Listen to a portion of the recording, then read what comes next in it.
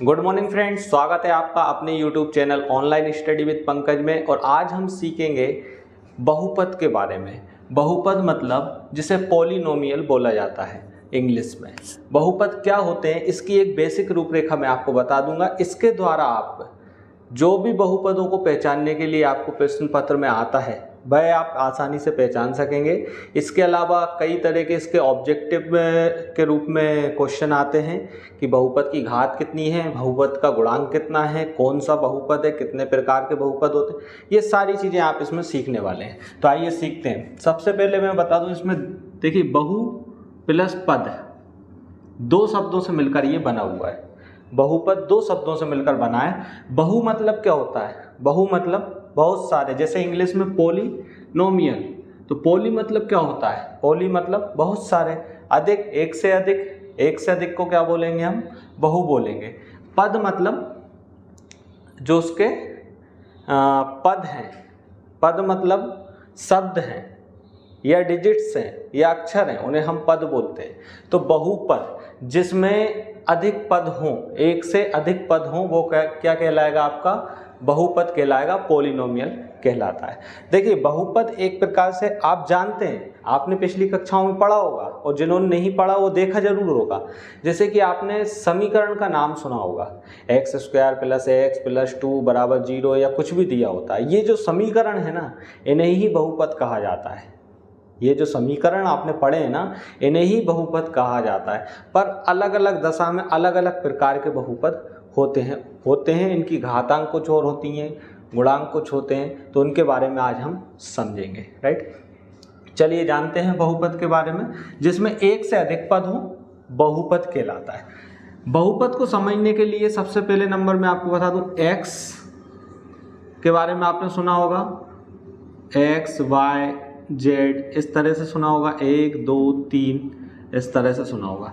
ठीक है, ये संख्याएं हैं जो आप अच्छे से जानते हैं। ये x, y, z हम कल्पना करते हैं, जब मैथ सॉल्व करते हैं तब हम कल्पना करते हैं कि माना की संख्या x है, माना की संख्या y है, या कुछ भी, माना कि उसकी उम्र x वर्ष है, माना कि फलाने की उम्र y वर्ष है। तो ये कल्पना करते हैं, तो इनके मान निकालते हैं और ये फिक्स रहते हैं, ये तो आपको पता ही है। तो x जब भी हम कल्पना करते हैं तो आपने देखा होगा हर एक सवाल में x का मान अलग अलग आता है। जब भी हम मानते हैं, मान के हल करते हैं कि माना x बराबर ये है, माना इसकी आयु x वर्ष है, तो उसके परिणाम अलग ही आते हैं। मतलब इनके परिणाम जो होते हैं वो चेंज होते रहते हैं, इनके परिणाम चेंज होते रहते हैं। और इनके परिणाम जो होते हैं 1 2 3 4 5 6 अप टू डेट, इनके परिणाम कभी चेंज नहीं होते। अगर 3 लिखा है तो 3 ही लिखा रहेगा, उसकी वैल्यू 3 बराबर ही रहेगी, चेंज नहीं होगी। 5 लिखा है तो 5 बराबर ही रहेगी, चेंज नहीं होगी। लेकिन इनकी वैल्यू चेंज होती रहती है। ठीक है, इनकी वैल्यू चेंज होती रहती है, इसलिए इसे बोला जाता है वेरिएबल।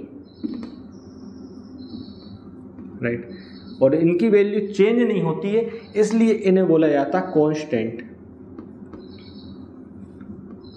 ठीक, ये मैंने इंग्लिश में इसलिए लिखे हैं क्योंकि पढ़ाता तो मैं हिंदी में हूँ, लेकिन आप इनसे याद रखोगे जो कांस्टेंट होते हैं। कांस्टेंट तो आपको पता है, कांस्टेंट मतलब स्थिर, जिनकी वैल्यू कांस्टेंट मतलब फिक्स होती है। फिक्स किनकी होती है? 1 2 3 4 गिनतियों की होती है, हमारी संख्याओं की होती है कांस्टेंट। वेरिएबल कौन से? जिनकी वैल्यू वेरी होती रहती है, वेरी मतलब बदलती रहती है, वेरिएबल रहते हैं। x y z जब भी हम सवाल सोल्व करते हैं तो x y z की वैल्यू वेरी होती रहती है, यानी वेरिएबल है। इनको बोला जाता है हिंदी में चर, और चर का उल्टा क्या होगा? इन्हें बोला जाएगा अचर। अचर मतलब स्थिर, अचर मतलब स्थिर, और ये चर मतलब बदलते रहेंगे। ठीक है, तो चर और अचर से मिलकर बनने वाले समीकरण को ही हम बहुपद कहते हैं। चर और अचर से मिलकर मिलने वाले समीकरण को ही हम मिलकर बनने वाले समीकरण को ही हम बहुपद कहते हैं। यानी कि वेरिएबल और कांस्टेंट से मिलकर जो नोमिनियल बनाते हैं हम, उसे हम पॉलिनोमियल कहा जाता है। जैसे कि एक छोटा सा उदाहरण हम लेते हैं, x² + x + 2 = 0। ये हमारा क्या है? ये हमारा बहुपद है। क्यों बहुपद है? 1 2 3, कितने हैं इसमें? 3 है, मतलब एक से अधिक है, एक से अधिक पद हैं। क्या है ये? पद हैं। एक से अधिक पद है मतलब ये क्या कहलाता है?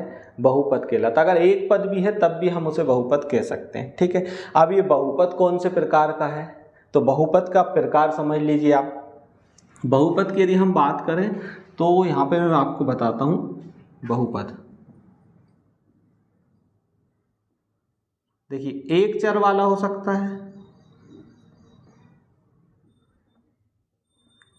द्विचर वाला हो सकता है और त्रिचर वाला हो सकता है बहुपद। एक चर, द्विचर, त्रिचर, फिर आगे कितने ही चर हो सकते हैं। चरों की कोई गिनती नहीं है। चर कौन कौन से होते हैं? एक्स, वाई, जेड, फिर आप ABCD भी ले सकते हैं। तो कुछ भी हो सकता है, पर अपन मोस्टली जो पढ़ेंगे अपनी मैथ के अंतर्गत वो एक चर वाले, द्विचर वाले या त्रिचर वाले, इनके अलावा नहीं मिलेंगे आपको। तो एक चर, द्विचर, त्रिचर क्या होंगे? जैसे कि एक चर का समझ लीजिए आप, x square plus x plus 2 बराबर 0, ये अभी मैंने लिया है। इसमें क्या है? चर जो है, चर मतलब वेरिएबल, केवल एक ही है, एक्स है तो ये बहुपद। बहुपद क्यों है? क्योंकि इसमें एक से अधिक टर्म्स हैं, पद हैं, इसलिए हम इसको बहुपद कहेंगे। लेकिन चर कितने प्रकार का है? चर इसमें एक ही प्रकार का है, एक्स ही है, एक्स के अलावा दूसरा नहीं है ना, तो एक चर वाला कहलाएगा। वहीं यदि हम ले लें एक्स प्लस वाई प्लस 2 बराबर 0, तो ये कहलाएगा द्विचर वाला, क्योंकि इसमें एक एक्स है और दूसरा वाई है। कितने चर हुए? 2 चर हुए। तीसरा हम ले लें तीन चर वाला, x plus y plus z बराबर 0। कितने चर हुए इसमें? 3 चर हुए, एक एक्स है, दूसरा वाई है, तीसरा जेड है। तो ये कौन सा चर हुआ? त्रिचर, ये बहुपद, 3 चर वाला बहुपद। ये 2 चर वाला बहुपद, ये एक चर वाला। एक्स अकेला हो या वाई अकेला हो या जेड अकेला हो, सिंगल हो, एक चर जिसमें 2 चर हो, एक्स हो या एक्स और वाई हो या वाई और जेड हो, वो द्विचर। और जिसमें 3 चर हो, मतलब एक्स, वाई, जेड, कोई भी तीनों आपस में हो सकते हैं, 3 चर हो, वह त्रिचर बहुपद कहलाता है, ठीक है। अब बहुपद के आगे की प्रोसेस समझिए। जैसे कि एक चर, द्विचर, त्रिचर आपने समझ लिया। अब इसके बाद में क्या होता है? घात के आधार पर, जैसे कि x की घात 2 है, घात के आधार पर भी इन्हें बांटा जाएगा। कैसे बांटा जाएगा समझिएगा।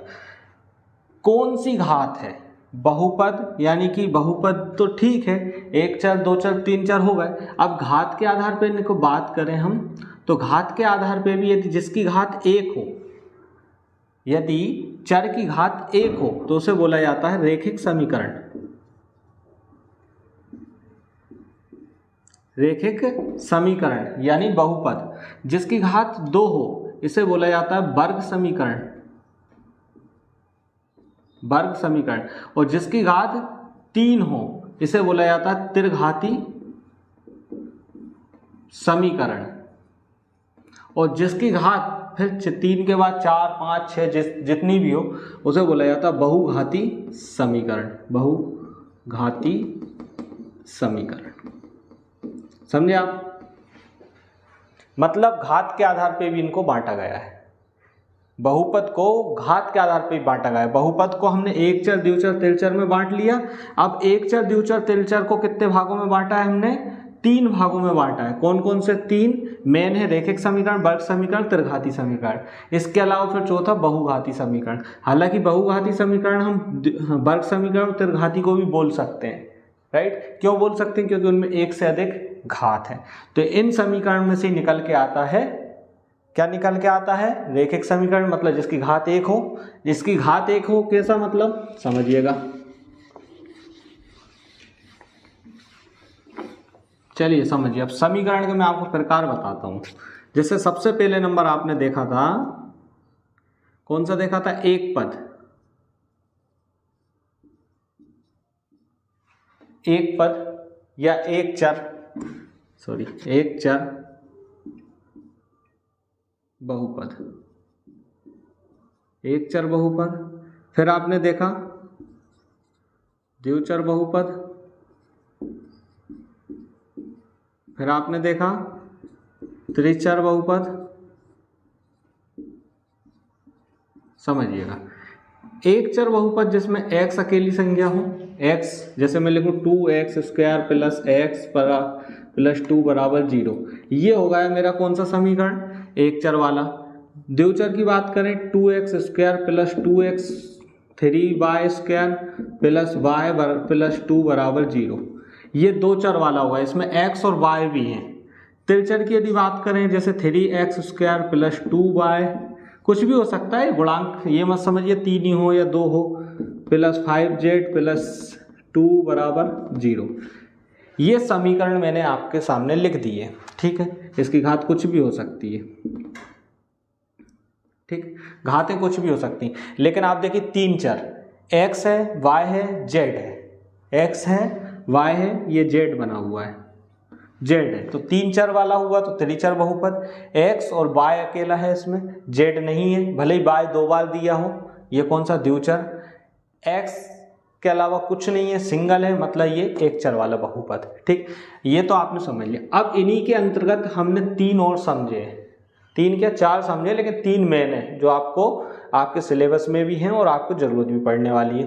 कौन से हैं, एक घाती, द्विघाती, त्रिघाती। तो देखिए एक घाती कौन सा है इसमें, जिस मान लो इसकी घात कुछ नहीं हो, कुछ नहीं हो, तो कुछ नहीं हो तो हम एक मान सकते हैं, मान सकते हैं ना। मैक्सिमम घात को लेते हैं जो सबसे बड़ी घात होती है, तो मैक्सिमम, यदि अभी इसमें कोई घात नहीं लगी हुई तो ये कौन सा हुआ, ये हमारा हुआ रेखिक, रेखिक या एक घाती समीकरण या बहुपद, रेखिक या एक घाती हुआ। इसकी मैक्सिमम घात कितनी है, 3 है। अगर मान लो 3 ना हो, केवल 2 ही घात हो, 2 ही घात हो, x² y², तो इसे हम बोलेंगे वर्ग समीकरण, वर्ग समीकरण या द्विघाती समीकरण, जिसकी घात 2 हो, द्विघाती समीकरण या बहुपद जिसे आप कहते हैं, जिसकी घात 3 हो, जैसे यहाँ पे 5 दिया, 5 की जगह मान लो 3 दिया हो, तो इसे हम बोलेंगे त्रिघाती समीकरण या बहुपद, कुछ भी एक बोलेंगे। तो इस तरीके से आप इसका विश्लेषण करेंगे, ठीक है। नेक्स्ट एक और टॉपिक रह गया है जो मेन है, मेन वो है जो टॉपिक है उसका नाम है गुणांक, कोफिशिएंट, कोफिशिएंट बोला जाता है जैसे गुणांक, गुणांक बहुत ही सरल है, 2 मिनट में आप सीख जाएंगे। गुणांक जो चर होता है ना, चर मतलब वेरिएबल, वेरिएबल के साथ जो गुणा में हो, वेरिएबल के साथ जो गुणा में हो उसे बोला जाता है गुणांक। चलिए पहले समीकरण की बात करें हम, पहले समीकरण में चर कहाँ है, ये चर ये है ना x, x के साथ गुणा में कितना है 2 है, तो पहले समीकरण का गुणांक कितना हुआ 2 हुआ। दूसरे समीकरण की बात करें हम, यदि पूछ लिया कि y का गुणांक क्या है, y² का गुणांक क्या है, y² का गुणांक, y² का गुणांक 3 है, और पूछा y का गुणांक क्या है, तो y का गुणांक क्या दिख रहा है, कुछ नहीं, तो एक तो मानते ही है ना गुणा में, तो 1 है। x² का गुणांक कितना है 2 है। चलिए नेक्स्ट इसमें देखिए, x² का गुणांक पूछ लिया क्या है, तो आप क्या बोलेंगे 3 है। yq का गुणांक क्या है 2 है, z का गुणांक क्या है 5 है, ठीक है। इस तरीके से जो गुणा में अंक होते हैं उन्हें गुणांक कहा जाता है, और परीक्षा में ऐसे ही पूछा जाता है। ये समीकरण आपको दे दिया जाएगा, इसमें पूछेंगे x² का गुणांक क्या है, तो आप बताएंगे 3 है, क्या है 3 है, क्योंकि यहाँ पे अभी क्या लिखा हुआ है 3, ठीक है। तो ये हमारा बहुपद का टॉपिक आज खत्म, और बहुपद की बेसिक जानकारी जितनी भी हो सकती थी वो आपको मैंने दी, इसमें कोई कमी नहीं, और सरल से सरल भाषा में सिखाने की कोशिश की। अगर फिर भी आपको ये डिफिकल्ट लगता है तो आप वीडियो को एक बार और देखिए, अच्छे से देखिए, पॉज कर करके देखिए, और मेन चीज़ आप नोट्स बनाते चलिए। जब आप खुद से लिखेंगे ना, खुद से लिखेंगे तो आपको और ज़्यादा समझ में आएगा।